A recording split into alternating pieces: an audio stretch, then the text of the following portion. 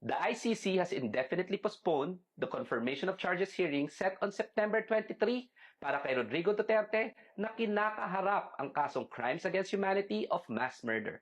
Ang rason, ayon sa abogado niya, Duterte is not fit to stand trial. Valid reason ba ito o delaying tactic lang? It is noteworthy that ICC Judge Flores Liera dissented. Under ICC rules, Duterte could waive his right to be present. Ibig sabihin, kahit wala siya sa hearing, tuloy dapat ang proceedings. Let us remember that in this stage of the proceedings, the prosecution has already been required under the rules of the ICC to disclose its evidence to the defense.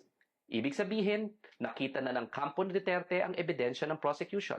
Siyempre, from the damning evidence that we know and we have seen, ayaw mailabas at maibulgar ang mga ebidensya na yan ng mga abogado ni Duterte, lalong-lalo na nasangkot din si Sara Duterte. Given the strength of the evidence against Rodrigo Duterte that we know, including direct testimonies of his orders to kill by Arthur Las Cañas and Edgar Matubato, documentary evidence related to Operation Tokhang, the flow of money showing how these killings were financed per the testimony of Colonel Garma, the systematic pattern evident on the killings, and the admissions coming from the President himself, it may be within his interest to delay the proceedings. Hindi ba't nung pandemic, pinapalabas natin ang health records ni Rodrigo Duterte? Pero sinasabi nila na he's healthy despite his midnight press conferences that were akin to a drunken monologue? Duterte always acted as if he were healthy. Sisipain pa nga raw niya ang ICC. Ngayon, biglang unfit to stand trial? Napanood na yata natin to.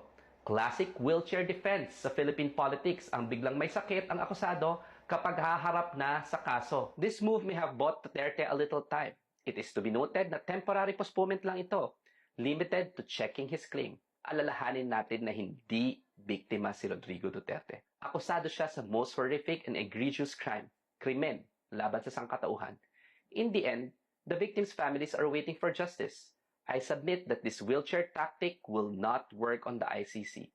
As we have always believed, the arc of the moral universe may be long, but it always bends towards justice. Attorney Dil de Leon po at ito ang Bite Size Batas.